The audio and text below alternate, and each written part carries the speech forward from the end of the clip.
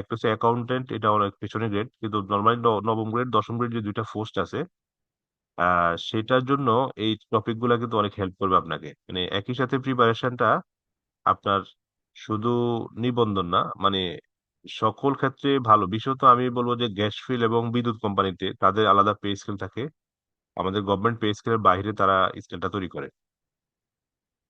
এবং সেখানে নবম গ্রেডের যে ফোর্সটা সেটা হলো 52,000 বেসিক, আর দশম গ্রেডের যে ফোর্সটা সেটা হলো 40,000, কোথাও 39,000, কোথাও 42,000, যেটা আমাদের নর্মাল গ্রেড হলো 22,000 আর কি। সেই হিসাবে মানে লাক্সারিয়াস লাইফ লিডের ক্ষেত্রে এই জবগুলো অত্যন্ত গুরুত্বপূর্ণ এবং প্রচুর সার্কুলার হচ্ছে কিন্তু ওগুলাতে। হ্যাঁ, নিয়মিত 5-10 বিসিআইসি, বিসিআইসি অবশ্যই 22 গ্রেডের, 22 নবম গ্রেডের যেটা সেটা। তো এই টপিক গুলো আমাদের এই পরবর্তী আমরা যে সিলেবাসের অন্যান্য টপিকের সাথে আমরা চেষ্টা করব আমাদের বইতেও এগুলো দিয়ে দিতে, এবং আপনাদের যে পিডিএফ ফাইল গুলো আমি দিব সেখানে এই যে জব, যে কম্পিটিটিভ যে জবগুলো আছে সেগুলার প্রশ্ন অ্যাড করা হবে। পাশাপাশি যে বিগত বছরে যে অন্য চাকরি পরীক্ষা আছে সেগুলো দেওয়া হবে, এবং রিটেন কিছু প্রশ্ন আপনাদেরকে দেখিয়ে দেওয়া হবে, যাতে আপনারা মানে শুধু নিবন্ধন না, অন্য জবগুলো আপনি যথেষ্ট সাহস পান, পরীক্ষা ভালো করতে পারেন, এরকম একটা প্রিপারেশন থাকবে ইনশাল্লাহ, যেটা আপনাদের অনেক কাজে দিবে আশা করি।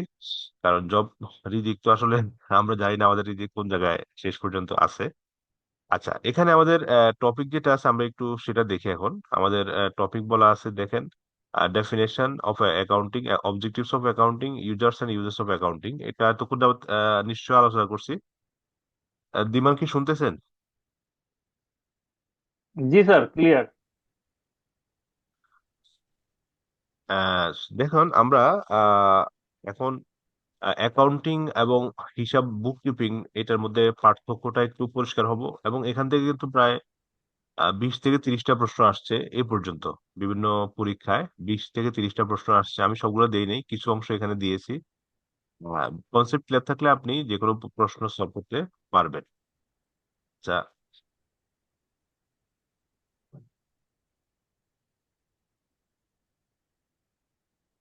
আমাদের এখানে দেখুন, যে হিসাব বিজ্ঞান বলতে যে অংশটা আমরা এতক্ষণ আলোচনা করে আসছি, আবার বলছি যে ওয়েগেন, কাইসু অ্যান্ড কিমেল অ্যাকাউন্টিং প্রিন্সিপালের মধ্যে হিসাব বিজ্ঞান বলতে তিনটি কথা বলছে। একটা হচ্ছে আইডেন্টিফাইস, মানে লেনদেন চিহ্নিতকরণ।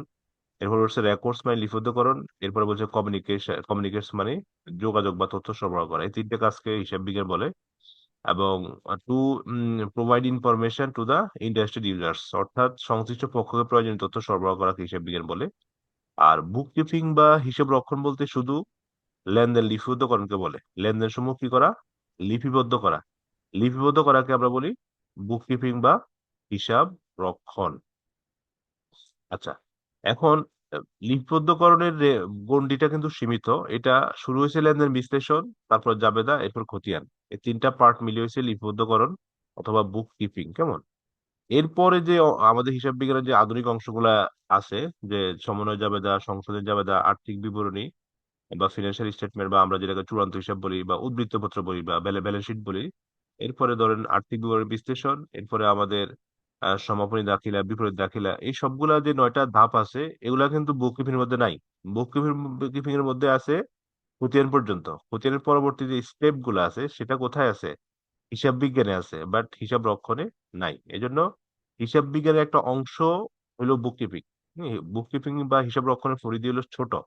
এটাকে বলে বলে লিপিবদ্ধকরণ, ইংলিশে বলে রেকর্ডিং। রেকর্ডিং মানে হলো যে খতিয়ান পর্যন্ত, অর্থাৎ লেনদেন বিশ্লেষণ করা, তারপর জাবেদা দেওয়া, এরপর জাবেদা থেকে খতিয়ান প্রস্তুত করা, এই পর্যন্ত হচ্ছে আমাদের বুক কিপিং। আর হিসাব বিজ্ঞান কিন্তু এরপরের যে হিসাব চক্রের যে 9টা ধাপ আছে, আর্থিক বিবরণী, বিশ্লেষণ, চূড়ান্ত হিসাব প্রস্তুতকরণ, কমপ্লিট ধাপ আর কি। এখন আমরা একটু একটু পরিষ্কার হব। এখন হিসাব বিজ্ঞান বলতে আমরা তিনটা কাজকে বুঝি। প্রথম যদি আমরা বলি হিসাব বিজ্ঞান প্রথম ধাপ বা প্রথম কাজ হলো লেনদেন চিহ্নিতকরণ, তারপর হলো লেনদেন লিপিবদ্ধকরণ, এরপর হলো সংশ্লিষ্ট পক্ষকে প্রয়োজনীয় তথ্য সরবরাহ করা। এটা হিসাব বিজ্ঞানের উদ্দেশ্য বটে। হিসাব বিজ্ঞান মূলত যদি বলে যে তথ্য সরবরাহ করা, আমরা যে এক কথা বলে সেটা হচ্ছে তথ্য সরবরাহ করা। কাকে তথ্য দিব? সংশ্লিষ্ট পক্ষকে। আমরা যাকে তাকে তথ্য দিব না, যারা যারা ইন্টারেস্টেড ইউজার্স আছে তাদেরকে আমরা তথ্য দিব। হ্যাঁ, যেমন গভর্নমেন্ট যেখানে ইনভেস্ট করেন, গভর্নমেন্ট তথ্য চাইবে যে পদ্মা সেতুতে কত টাকা খরচ হয়েছে। এখন আমরা বলবো, আমাদের হিসাব রক্ষণ কর্মকর্তা বলবে যে 32,000 কোটি টাকা। এখন যদি বলতে না পারে তাহলে আমার সংশ্লিষ্ট পক্ষকে আমি তথ্য দিতে পারি নাই। হ্যাঁ, তাহলে আমার এই হিসাব রক্ষণের কোনো হিসাব বিজ্ঞানের কোনো কাজে আসলো না, কেমন? এই জন্য আধুনিক হিসাব বিজ্ঞানের মূল উদ্দেশ্য হলো সংশ্লিষ্ট পক্ষকে প্রয়োজনীয় তথ্য সরবরাহ করা। প্রধান হিসাব বিজ্ঞানের প্রধান উদ্দেশ্য লেনদেন চিহ্নিতকরণ। যদি বলে প্রথম ধাপ বা প্রথম কাজ কি লেনদেন চিহ্নিতকরণ, তারপরে দ্বিতীয় কাজ হলো বা পরবর্তী কাজ হলো লেনদেন লিপিবদ্ধকরণ, এরপর হলো সংশ্লিষ্ট পক্ষকে প্রয়োজনীয় তথ্য সরবরাহ করা। এটা যদি পরিষ্কার হয়ে যান, এই দ্বিতীয় যে কাজটা, এই দ্বিতীয় কাজটাকে বলে হয় হিসাব রক্ষণ অথবা রেকর্ডিং। লিপিবদ্ধকরণকে ইংলিশে বলে রেকর্ডিং বলে। এটাকে বলে হিসাব রক্ষণ অথবা বুক কিপিং বলে, কেমন? যেমন এই যে লেনদেন বিশ্লেষণ, এই বুক কিপিং বা লিপিবদ্ধকরণের মধ্যে আবার তিনটা অংশ আছে। প্রথম কাজটা হলো লেনদেন বিশ্লেষণ করা, অর্থাৎ একটা ঘটনা ঘটলে সেটা লেনদেনকে বিশ্লেষণ করে আমরা সিদ্ধান্ত নিব এটা লেনদেন। তারপর এটাকে জাবেদা দিতে হবে, এরপরে খতিয়ান দিতে হবে। এই খতিয়ান দেওয়ার পরে এই হিসাব রক্ষণ শেষ। হিসাব এরপরে যে আছে রে অমিল, সমন্বয় জাবেদা, সংশোধন জাবেদা, এটা কিন্তু হিসাব রক্ষণের মধ্যে নাই। এজন্য হিসাব রক্ষণ হইলো যে শুরু হয় বিশ্লেষণ দিয়ে, শেষ হয় খতিয়ান দিয়ে। খতিয়ানকে কোথাও কোথাও আছে পুস্টিং বলে, কোথাও আছে স্থানান্তরকরণ বলে, একই নাম। হ্যাঁ, আর জাবেদা তো আমরা অনেক নাম আছে জাবেদারও। যাই হোক, যে নামগুলোই থাক, হিসাব রক্ষণ হইলো খতিয়ান পর্যন্ত। আর পরবর্তী যে খতিয়ানের পরবর্তী যে কাজগুলা, সেটা আমরা বলবো হিসাব বিজ্ঞান। এখন যে আধুনিক নাম হলো হিসাব বিজ্ঞানের, সেটা হলো অ্যাকাউন্টিং অ্যান্ড ইনফরমেশন সিস্টেম, এটাকে বলে এআইএস, কেমন? আচ্ছা, এখন আমরা একটু দেখি হিসাব বিজ্ঞানের মূল উদ্দেশ্য, মেইন অবজেক্টিভস অফ অ্যাকাউন্টিং। সেটা আমরা বলছি যে এটাই সংশ্লিষ্ট পক্ষকে প্রয়োজনীয় তথ্য সরবরাহ করা। যে বলা হচ্ছে যে to provide necessary information to interested users, যারা আগ্রহী আছে, সংশ্লিষ্ট পক্ষ, যাকে যাকে তথ্য দিব না, যারা সংশ্লিষ্ট পক্ষ আছে, হ্যাঁ, স্বার্থ সংশ্লিষ্ট পক্ষ, তাদেরকে আমরা কি করব? তথ্য সরবরাহ করবো। এই যে একই প্রশ্ন, আধুনিক কালের প্রধান উদ্দেশ্য হলো তথ্য সরবরাহ করা অথবা সংশ্লিষ্ট পক্ষকে প্রয়োজনীয় তথ্য সরবরাহ করা। হিসাব বিজ্ঞান প্রাথমিক উদ্দেশ্য যেটা, সেটা হচ্ছে লেনদেন শনাক্ত করা, আসলে এটা লেনদেন কিনা সেটা চিহ্নিত করা। তারপরে প্রধান উদ্দেশ্য হলো আগ্রহী ব্যবহারকারীদের প্রয়োজনীয় তথ্য সরবরাহ করা।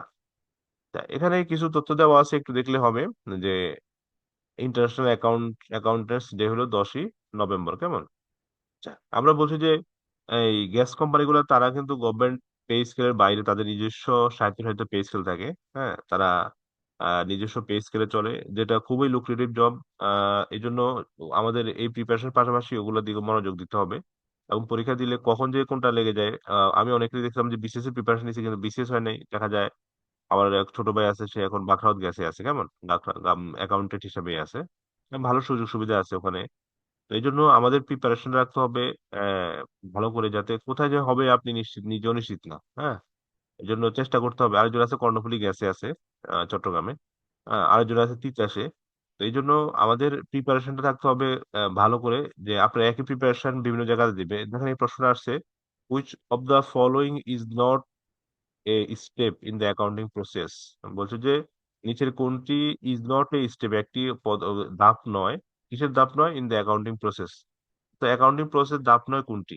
প্রশ্নের নিচে কোনটি অ্যাকাউন্টিং এর ধাপ, প্রসেসের হিসাব বিজ্ঞানের ধাপ নয় বা তাহলে এখানে আমরা জানি যে হিসাব বিজ্ঞানের মধ্যে তিনটা ধাপ আছে, আমরা একটু আগে আলোচনা করছি। প্রথম ধাপ হলো লেনদেন চিহ্নিতকরণ, দ্বিতীয় হলো লেনদেন লিপিবদ্ধকরণ, তৃতীয় হলো সংশ্লিষ্ট পক্ষকে প্রয়োজনীয় তথ্য সরবরাহ করা। অর্থাৎ লেনদেন চিহ্নিতকরণ, এটাকে কাইসু আরো পরিষ্কার করে বলছে যে প্রথম কাজ হলো আইডেন্টিফাই, মানে লেনদেন চিহ্নিত করা। দ্বিতীয় কাজ হলো কি? রেকর্ডস। তার 3 নম্বর কাজ হলো কমিউনিকেটস, কেমন? কমিউনিকেটস মানে হলো তথ্য সরবরাহ করা।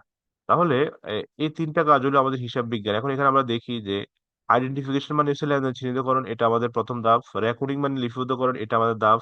ভেরিফিকেশন মানে যাচাই করা, এটা আমাদের ধাপ নয়। কমিউনিকেশন মানে হলো যে তথ্য সরবরাহ করা বা যোগাযোগ করা, তথ্য দিয়ে যোগাযোগ করা আর কি। নান মানে কোনোটি নয়। তাহলে ভেরিফিকেশন আমাদের আনসার হবে না। এটা হলো হিসাব বিজ্ঞানের কোনো ধাপ নয়। ইজ নট এ স্টেপ, এটা কোনো স্টেপ বা ধাপ নয়। কার কার ধাপ নয়? In the accounting process. আচ্ছা, তাহলে আমরা বলছি হিসাব বিজ্ঞানের ধাপ হলো তিনটা: লেনদেন চিহ্নিতকরণ, লিপিবদ্ধকরণ এবং তথ্য সরবরাহ করা, কেমন? তাহলে অপশন সি যেটা আছে যাচাই করা, এটা অডিটের কাজ হইতে পারে। যাচাই করা, ভেরিফিকেশন করা, এটা আমাদের হিসাব বিজ্ঞানের কাজ না। ভেরিফাই করা হিসাব বিজ্ঞানের কাজ, হিসাব বিজ্ঞান প্রস্তুত করা, হিসাব প্রস্তুত করা। আচ্ছা, এখন দেখেন এখানে আসছে 1 নম্বর, হিসাব বিজ্ঞান প্রধান উদ্দেশ্য কোনটি? হ্যাঁ, এই যে হিসাব বিজ্ঞান প্রধান প্রধান উদ্দেশ্য আসছে, আমরা বলছি যে আগ্রহী ব্যবহারকারীদের প্রয়োজনীয় তথ্য সরবরাহ করা। আগ্রহী ব্যবহারকারীদের প্রয়োজনীয় তথ্য দিয়ে সংশ্লিষ্ট পক্ষকে প্রয়োজনীয় তথ্য দিয়ে সাহায্য করা, যাতে তারা সিদ্ধান্ত নিতে পারে। এরপরে আসছে নিচে কোনটি হিসাব বিজ্ঞানের উদ্দেশ্য? একই প্রশ্ন। আমরা বলছি যে সংশ্লিষ্ট পক্ষকে প্রয়োজনীয় তথ্য সরবরাহ করার হিসাব বিজ্ঞানের উদ্দেশ্য। সংশ্লিষ্ট পক্ষকে এখানে উত্তর হবে ই, কেমন?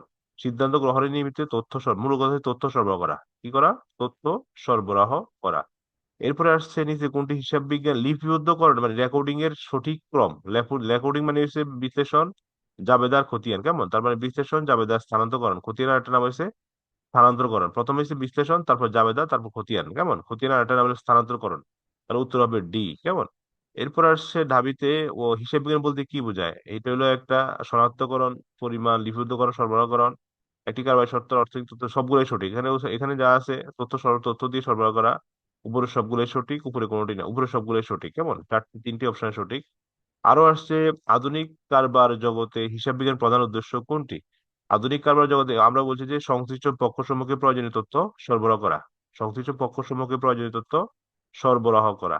এরপরে আসছে হিসাব বিজ্ঞান তিনটি কার্যকলাপ কি কি? দেখেন একই প্রশ্ন ঘুরে ফিরে আসতেছে। শনাক্তকরণ, রেকর্ড ও যোগাযোগ। ওই যে আমরা বললাম না, আইডেন্টিফাইজ, তারপরে আছে রেকর্ড, এরপরে আছে কমিউনিকেশন, কেমন? এই ইংলিশটা এটাকে বাংলা করে দিয়েছে জগন্নাথ ইউনিভার্সিটিতে, যে শনাক্তকরণ, রেকর্ড এবং যোগাযোগ। আচ্ছা, তাহলে এই হলো আমাদের প্রশ্ন। এইভাবে অনেক আছে, আমি দেখো এটা আপনাদের স্যাম্পল দেখাচ্ছি। আবার আসছে আধুনিক কারবার জগতে হিসেবের প্রধান উদ্দেশ্য কোনটি? দেখেন সংশ্লিষ্ট পক্ষকে প্রয়োজনীয় তথ্য সরবরাহ করা। প্রশ্ন রিপিট, কেমন? জগন্নাথ ইউনিভার্সিটিতে আসছে এটা। আবার আসছে দেখেন, তাহলে 9 নম্বর আসছে কি নিচে কোনটি লিপিবদ্ধকরণ প্রক্রিয়ার অংশ নয়, কেমন? লেনদেন বিশ্লেষণ, জাবেদা, লেনদেন স্থানান্তর মানে খতিয়ান, কেমন?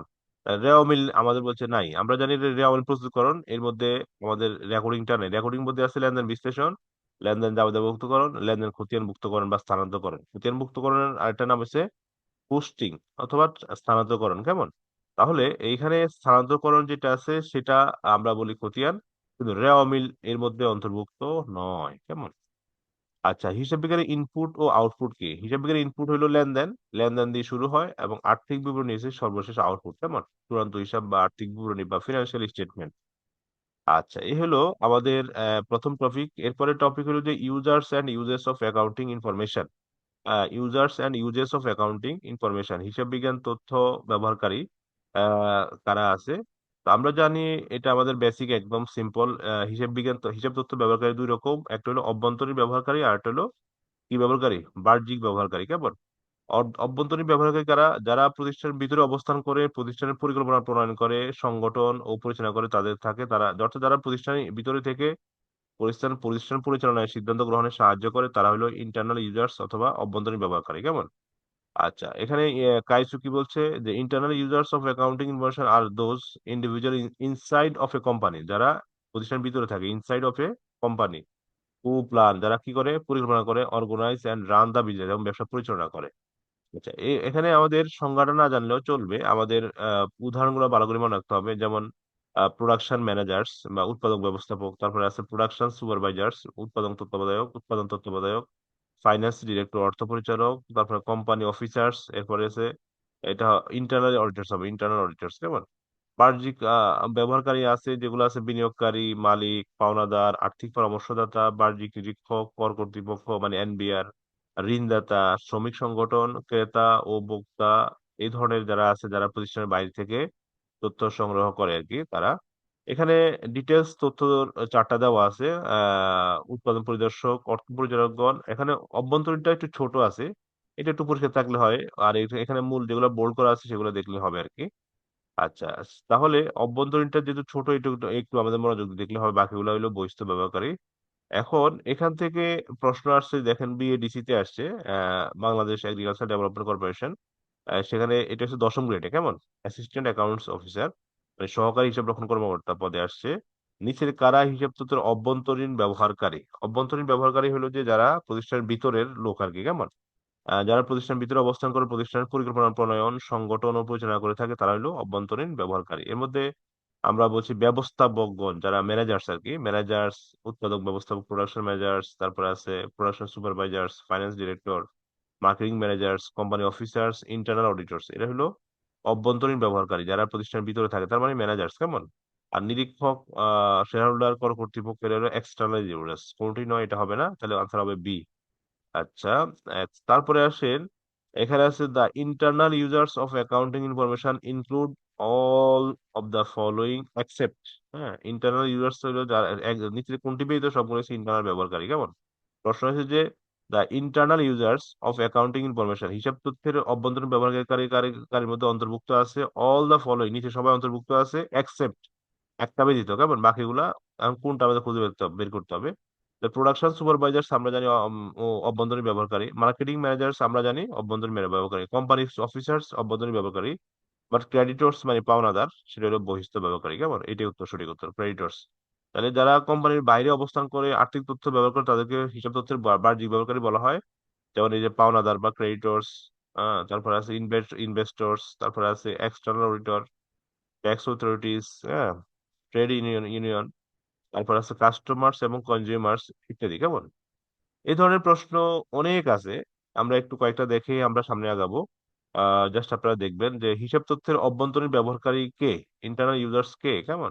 তাহলে এখানে কে আছে, শেয়ার হোল্ডার, কর্মচারী, ব্যবস্থাপনা। তাহলে এখানে ব্যবস্থাপনা মানে ম্যানেজার, আর কেমন ম্যানেজাররা যারা সিদ্ধান্ত নিয়ে থাকে প্রতিষ্ঠানের ভিতরে, যারা প্রত্যক্ষ বা ব্যবসা পরিচালনায় অংশগ্রহণ করে থাকে, সিদ্ধান্ত নিয়ে থাকে, হু রান দা বিজনেস, যারা ব্যবসা পরিচালনা করে তারা হইলো ম্যানেজার্স, কেমন।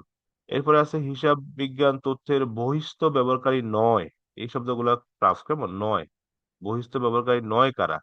তার মানে বহিস্থ ব্যবহারকারী নয় মানে হচ্ছে অভ্যন্তরীণ ব্যবহারকারী, কেমন। তাহলে এখানে উৎপাদন পরিদর্শকগণ অভ্যন্তরীণ ব্যবহারকারী, আর বাকিগুলো বহিস্থ ব্যবহার, শেয়ার হোল্ডারগণ বহিস্থ ব্যবহারকারী, নিরীক্ষকগণ, অধস্তন কর্মচারী সবাই হলো বহিস্থ ব্যবহারকারী। আচ্ছা, আর্থিক বিবরণী প্রস্তুত করা হয় মূলত কেন, বহিস্থ ব্যবহারকারীদের জন্য। এখানে উত্তর হবে বি, বহিস্থ ব্যবহারকারীর জন্য প্রস্তুত করা হয়, বহিস্থ ব্যবহারকারীর জন্য প্রস্তুত করা হয়। নিচের কোনটি আর্থিক হিসাব বিজ্ঞান অভ্যন্তরীণ ব্যবহারকারী, কেমন। অভ্যন্তরীণ ব্যবহারকারী কে হবে, আমরা দেখি কে হবে। কেউই নাই। পটেনশিয়াল ইনভেস্টর এটাও বহিস্থ ব্যবহারকারী, ক্রেডিটর মানে পাওনাদার, গভর্নমেন্ট অবশ্যই এটাও বহিস্থ ব্যবহারকারী, ব্যাংকার মানে ব্যাংকার। তাহলে সবাইরও বহিস্থ উত্তর হবে কোনোটি নয়, কেমন উত্তর হবে কোনোটি নয়। আচ্ছা, এরপরে গণপ্রজাতন্ত্রী বাংলাদেশের প্রধান হিসাব রক্ষক পদ হইল সিএজি আর কি, কেমন CAG, CAG controller and auditor general, CAG বলে এটাকে। আচ্ছা, এরকম প্রশ্ন অনেক আছে, আপনার একটু দেখলেই হবে, আহ, সহজ। হ্যাঁ, তারপরে আমাদের first book and author of accounting, হিসাব বিজ্ঞান প্রথম গ্রন্থ ও গ্রন্থাগার, এগুলো আমাদের জাস্ট একটু দেখলেই হবে। এই হিসাব বিজ্ঞান শুরু হয়েছে আমরা জানি যে লুকা ফ্যাসিলের মাধ্যমে, তার জন্ম হলো 1447 সালে, মৃত্যু হয়েছে 1517। এটা একটু মতভেদ আছে মৃত্যুর ডেটটা নিয়ে। তা তাকে বলা হয় ফাদার অফ অ্যাকাউন্টিং। তার বন্ধু হচ্ছে শিল্পী লিওনার্দো দা ভিঞ্চি, ঘনিষ্ঠ বন্ধু ছিল, দুজন মিলে জ্যামিতি ও শিল্পের বিভিন্ন ধারণা নিয়ে কাজ করেন। আচ্ছা, লুকা প্যাসিওলি বিখ্যাত হয়েছে সে গণিত নিয়ে কথাবার্তা করতে করতে, কাজ করতে করতে সে ডাবল এন্ট্রি সিস্টেম আবিষ্কার করে ফেলছে, যে হিসাব বিজ্ঞানের দুটি পক্ষ থাকবে, এক পক্ষ ডেবিট আর এক পক্ষ ক্রেডিট, এটাকে বলে ডাবল এন্ট্রি সিস্টেম। এটাকে বলে আধুনিক হিসাব বিজ্ঞানের ভিত্তি, যেহেতু সে এই যে ভিত্তি স্থাপন করছে এই জন্য তাকে বলা ফাদার, কেমন ফাদার অফ অ্যাকাউন্টিং। আচ্ছা, সে 1494 সালে একটা বিরাট বই লিখছে, বইয়ের নাম হলো যে সোম্মা দি অ্যারিথমেটিকা জিওমেট্রিয়া প্রপোর্শনিয়েট প্রপোর্শনালিটা, কেমন। এই বইয়ের মধ্যে সে তিনটা পার্ট নিয়ে আলোচনা করছে, মানে সে জ্যামিতি গণিতবিদ ছিল বেসিক্যালি। তো অ্যারিথমেটিকা মানে পাটিগণিত, জিওমেট্রি মানে জ্যামিতি, প্রপোর্শনিট মানে হচ্ছে অনুপাত বিশ্লেষণ, কেমন।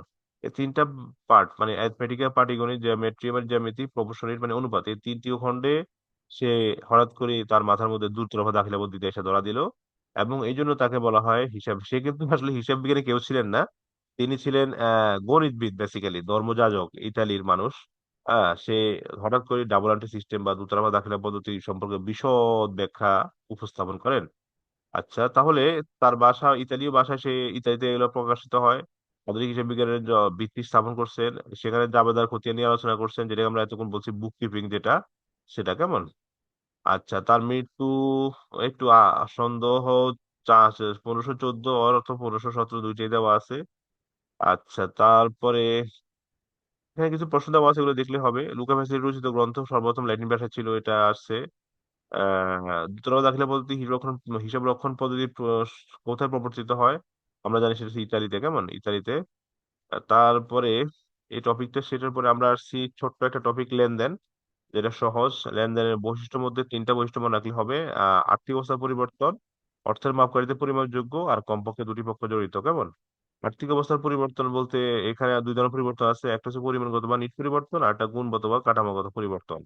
পরিমাণগত বা নিট পরিবর্তন বলতে দুই পাশে পরিবর্তনকে বোঝায়, যেমন হিসাব সমীকরণ যে দুই পাশে আছে, দুই পাশে পরিবর্তনকে আমরা বলবো পরিমাণগত বা নিট পরিবর্তন। আর এক পাশের পরিবর্তন যদি হয় সেটা আমরা বলবো গুণগত বা কাঠামোগত পরিবর্তন, অর্থাৎ যে কোনো একদিকে বাড়ছে। যেমন নগদের সরঞ্জাম ক্রয় করা হলো 3500 টাকা, এই লেনদেনের ফলে কি হবে, নগদ নামক সম্পত্তি বাড়বে, চলে যাবে, নগদ টাকা চলে যাবে, এবং সরঞ্জাম বৃদ্ধি পাবে। একটা সম্পত্তি বাড়ছে, একটা সম্পত্তি কমছে, এটি একদিকে পরিবর্তন হয়েছে আর কি। কেমন? আচ্ছা, লেনদেন শ্রেণীবিভাগের মধ্যে আমাদের সব জানতে হবে না এখানে। প্রাতিষ্ঠানিক ভিত্তিতে লেনদেন দুই প্রকার, আমাদের আন্তঃলেনদেনটা জানতে হবে।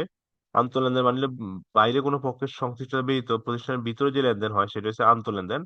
এই আন্তঃলেনদেন সংজ্ঞা কখনো আসবে না, আসবে উদাহরণ। কেমন? উদাহরণটা আমাদেরকে একটু জানতে হবে। স্থায়ী সম্পত্তির অবচয় ধার্যকরণ, অস্পর্শনীয় সম্পত্তির ক্ষেত্রে আমরা বলবো অবলোপন, আর প্রাকৃতিক সম্পত্তির ক্ষেত্রে আমরা বলি শূন্যীকরণ। যেমন কয়লার খনি, গ্যাসের খনি, তেলের খনি, এগুলোকে আমরা বলি প্রাকৃতিক সম্পদ। এগুলো একসময় শূন্য হয়ে যায়, তুলতে তুলতে একসময় শেষ হয়ে যায়, এই জন্য এটাকে এখানে বলা হয় শূন্যীকরণ বা ডিফ্লেশন। কেমন? নিট মুনাফা থেকে সাধারণ সঞ্চিত তহবিল স্থানান্তর, খুচরা তহবিল গঠনের জন্য ছোট কৃষিকে টাকা প্রদান, সম্ভার বা অফিস মনিহারি দ্রব্য ব্যবহার, বোনাস শেয়ার বা স্টক লভ্যাংশ ইস্যু করা, এগুলোকে বলা হয় আন্তঃলেনদেন। কেমন? আচ্ছা, অনগদ লেনদেন যেগুলোর জন্য না টাকা খরচ হয় না, এটাকে বলে অনগদ লেনদেন। যেমন অবচয়, কুঋণ অবলোপন, কুঋণের জন্য ভবিষ্যৎ ব্যবস্থা গঠন, নগদ বার্তা অথবা ক্যাশ ডিসকাউন্ট। এই অনগদ লেনদেন আর আন্তঃলেনদেনের মধ্যে কিন্তু সম্পর্ক আছে, একই রকম উদাহরণ। কেমন? আরেকটা লেনদেন আছে, সেটাকে বলে অদৃশ্যমান লেনদেন। কেমন? অদৃশ্য লেনদেনের শ্রেণীবিভাগ অনেক আছে, ওগুলা পরীক্ষা আসবে না। এই জায়গাগুলো থেকে প্রশ্ন হয় বারবার। অদৃশ্যমান লেনদেন, যে লেনদেন গুলো সরাসরি দৃষ্টিগোচর হয় না, এমন ধরনের লেনদেন, দেখা যায় না, ধরা যায় না, ছোঁয়া যায় না। যেমন স্থায়ী সম্পত্তির অবচয়, অস্পর্শনীয় সম্পত্তির অবলোপন, প্রাকৃতিক সম্পত্তির শূন্যকরণ, কুঋণ অবলোপন, কুঋণ সঞ্চয় সৃষ্টি করা ইত্যাদি। কেমন? তাহলে এখানে এক নজরে এই অনগদ অভ্যন্তরীণ লেনদেনগুলো উদাহরণ দেওয়া আছে, যেটা আমরা এতক্ষণ বলছি, অবচয় অবলোপন গুলো আর কি। কেমন? ছোট কৃষককে টাকা প্রদান, কুঋণ অবলোপন, কুঋণ সঞ্চয় ধার্যকরণ, বোনাস শেয়ার লভ্যাংশ, স্টক লভ্যাংশ, অফিস মনিহারি ব্যবহার করা, সুনামের মূল্যায়ন ইত্যাদি। আর যে সকল ঘটনা লেনদেন নয় সেগুলো আমরা অলরেডি জানি, যে ব্যবস্থাপক মৃত্যু হওয়া, নিয়োগ দেওয়া, অর্ডার দেওয়া, তারপরে আছে আলমারি ক্রয়ের সিদ্ধান্ত গ্রহণ, মূল্য তালিকা পাঠানো, ব্যক্তিগত গাড়ি ক্রয়, যেগুলোর জন্য টাকা খরচ হয় না, বাট কি হয়, ব্যবসায় আর্থিক অবস্থা পরিবর্তন হয় না আর কি। যেমন অবচয়ের হার 15%, এটি দ্বারা ব্যবসায় কি হবে? মূলধনের পণ্যের মূল্য বৃদ্ধি, এগুলো ঢাকা ইউনিভার্সিটি পরীক্ষায় আসছে। কেমন? গত বছর তুলনায় এবছর বিক্রি কম হওয়া, এগুলোকে বলে যে লেনদেন নয় আর কি, এরকম ঘটনা। আচ্ছা, আমরা একটু প্রশ্ন দেখি কি আসছে। ডিমান্ড কি পড়তে পারেনি, দেখি এক নম্বরটা পড়েন, দেখি কি বলছে। শোনা যায় এখানে, দেখি এক নম্বরটা। কোন খরচটির জন্য নগদ অর্থ ব্যয় হয় না? ডিমান্ড পড়েন দেখি এক নম্বর। আচ্ছা, কোন খরচটির জন্য নগদ অর্থ ব্যয় হয় না, এটা তো অবলোপন হবে। হ্যালো? আমি হ্যালো শুনতে স্যার? সেটা মনে হচ্ছে, যে দেখি তারপরে আমি হেডফোনটা আমার মনে হয় সমস্যা করছে। আচ্ছা দেখি। হ্যালো? এখানে বলছি কোন হ্যালো? খরচের জন্য নগদ অর্থ ব্যয় হয় না। আহ তাহলে কোন খরচের জন্য নগদ অর্থ ব্যয় হবে না? উত্তর হচ্ছে অবলোপন। কেমন? অবলোপনের জন্য নগদ অর্থ ব্যয় হবে না, বাজারের জন্য নগদ অর্থ ব্যয় হবে।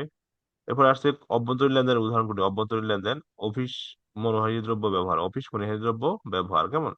এরপর আসছে কোন খরচের জন্য নগদ অর্থ ব্যয় হয়, একই প্রশ্ন। কেমন? এই প্রশ্ন এখানে আসছে, এখানে আবার আসছে। এটা হচ্ছে উত্তর হচ্ছে অবচয়। কেমন? প্রশ্ন একই, উত্তর ভিন্ন আর কি, অবচয়। এরপর আছে নিচে কোনটি লেনদেনের বৈশিষ্ট্য নয়, কেবল মুনাফা নির্দেশ করে, আমরা বলছি অর্থমূল্য পরিমাপযোগ্য হতে হবে।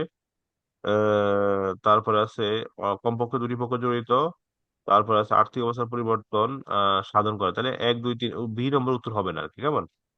আচ্ছা, আন্তঃলেনদেন। আন্তঃলেনদেন হিসাবে চিহ্নিত করা যায় কোনটি? আন্তঃলেনদেন মানে প্রতিষ্ঠানের ভিতরের লেনদেন আর কি, সেটা হইলো যে অবচয় ধার্য করা আর কি। কেমন? অবচয় অবচয় ধার্য করা। এরকম আরো অনেক প্রতিষ্ঠান আছে যেখানে এই যে কোনটি লেনদেন নয়, গত বছরের তুলনায় এবছর বিক্রি 7,000 টাকা কম হয়েছে, এটা একটা তথ্য। হ্যাঁ, এটা যেন লেনদেন হয় নাই, গত আমাদের একটা তথ্য যে গত বছর থেকে এবছর একটা, এটা একটা তথ্য, এটা দ্বারা লেনদেন না। এরপরে আছে যে কোন খরচের জন্য নগদ অর্থ ব্যয় হয় না। নগদ অর্থ ব্যয় হয় না কোনটার জন্য হবে? অবচয়। কেমন? অবচয় একটা আন্তঃলেনদেন, অদৃশ্যমান লেনদেন, অনগদ লেনদেন, এই জন্য অর্থ ব্যয় হয় না। এরকম অনেক প্রশ্ন আছে। নিচে কোনটি লেনদেন নয়, এগুলো হচ্ছে দেখলেই পারবেন। কোন আইটেমের জন্য নগদ অর্থ প্রবাহ হবে না। হ্যাঁ, কুড়ি অবলোপন। কেমন? কুড়ি অবলোপনের জন্য নগদ অর্থ হয় না। কোন খরচের জন্য নগদ অর্থ ব্যয় হয় না, একই প্রশ্ন। কেমন? কোন খরচের জন্য নগদ অর্থ ব্যয় হবে, হয় না, এটা কোনটার জন্য হবে? বেতনের জন্য টাকা যাবে, কমিশনের জন্য টাকা যাবে, ভাড়ার জন্য যাবে, অবলোপন। কেমন? অবলোপনের জন্য যাবে না। একই প্রশ্ন, নগদ অর্থ ব্যয় হবে কোথায়? নগদ অর্থ ব্যয় হবে অবসরের জন্য হবে না, অবসরের জন্য হবে না, নগদ বার্তা হবে না। তাহলে পূর্বে প্রদত্ত ভাড়া, ভাড়া দিলে তো টাকা চলে যাবে। কেমন? সেটা। আচ্ছা, অভ্যন্তরীণ লেনদেন কোনটি? অভ্যন্তরীণ লেনদেন, অভ্যন্তরীণ লেনদেন হলো অফিস মনিহারি দ্রব্য ব্যবহার, এখানে আমরা এগুলো বলছি, আরো আছে। কেমন? আচ্ছা, এখানে আরো অনেক প্রশ্ন আছে, অনেক প্রশ্ন আছে, একটু দেখতে হবে যে একই টপিক থেকে ঘুরে ফিরে একই রকম প্রশ্ন আসে, প্র্যাকটিস করলে সরাসরি কমন পাওয়া যাবে। যেটা বিসিএস পরীক্ষার মধ্যে আমরা দেখছি যে একই রকম প্রশ্ন ঘুরে ফিরে আসে। নিচে কোনটি বিক্রয় বলা ঠিক নয়? অফিস সরঞ্জাম বিক্রয়, কেমন? এটা সম্পত্তি বিক্রয় করে আমরা বিক্রয় বলি না, পণ্য বিক্রি করে আমরা বিক্রয় বলি। অফিস সরঞ্জাম একটা সম্পত্তি, এই জন্য এটাকে বিক্রয় বলা যাবে না, কেমন? সম্পত্তি বিক্রয়। উম আচ্ছা, এরপর একটা টপিক আছে basis of accounting. Basis of accounting মানে হিসাব নিকাশের ভিত্তি, কেমন? হিসাব নিকাশের দুটি ভিত্তি আছে, একটা হচ্ছে বকেয়া ভিত্তি, একটা হচ্ছে নগদান ভিত্তি, কেমন? বকেয়া ভিত্তিক হিসাব বিজ্ঞান বা অ্যাক্রুয়াল বেসিস অফ অ্যাকাউন্টিং এর মূল কনসেপ্ট হলো যে যখন সেবা প্রদান অথবা দ্রব্য বিক্রি করা হয়, খরচ সংগঠিত হয়, তখনই লিপিবদ্ধ করতে হয়। অর্থাৎ কোনো আয়কে অর্জিত হওয়ার সাথে সাথে আয় হিসাবে হিসাবের বইতে লিপিবদ্ধ করতে হয়। চাই নগদ অর্থের আগমন ঘটুক বা না ঘটুক, টাকা পাইছি না না না পাইছি সেটা কোনো বিষয় নয়, লেনদেন ঘটলেই হিসাব বইতে লিখতে হবে বকেয়া ভিত্তিতে। আর কোনো ব্যয় সংগঠিত হওয়ার সাথে সাথেই হিসাব বইতে লিপিবদ্ধ করতে হয়। এতে নগদ অর্থের নির্গমন ঘটুক অথবা না ঘটুক, টাকা যাক বা না যাক, যদি কোনো ব্যয় হয় সাথে সাথে হিসাব বইতে লিখতে হবে। এটা হচ্ছে বকেয়া ভিত্তির মূল কনসেপ্ট আর কি, কেমন? আচ্ছা, এটাই বিশ্বব্যাপী প্রচলিত এবং গ্যাপ এটাকে সমর্থন করে। বাট এখানে যেটা আছে, ক্যাশ বেসিস অ্যাকাউন্টিং, আহ আয় তখনই লিপিবদ্ধ করা হয় যখন আয় বাবদ নগদ অর্থ গ্রহণ করা হয়। অর্থাৎ টাকা হাতে পেলে লিখবে, না পেলে লিখবে না। হ্যাঁ, নগদ ভিত্তিক হিসাব বিজ্ঞানের মূল কথা হচ্ছে, ক্যাশ বেসিস অ্যাকাউন্টিং এর মূল কথা হলো যে যখন টাকা আমরা পাবো তখন লিখবো, আর যখন টাকা পাবো না তখন লেখা যাবে না, কেমন? এটা হচ্ছে ক্যাশ বেসিস অ্যাকাউন্টিং এর মূল কনসেপ্ট। এখানে এটা ছোট ছোট প্রতিষ্ঠান, এই যে কিছু সরকারি প্রতিষ্ঠান এটা ফলো করে, বাট গ্যাপ এটাকে স্বীকৃতি দেয় না আর কি। গ্যাপ এটা সমর্থন করে না। এখানে এটা বলা আছে, কেমন?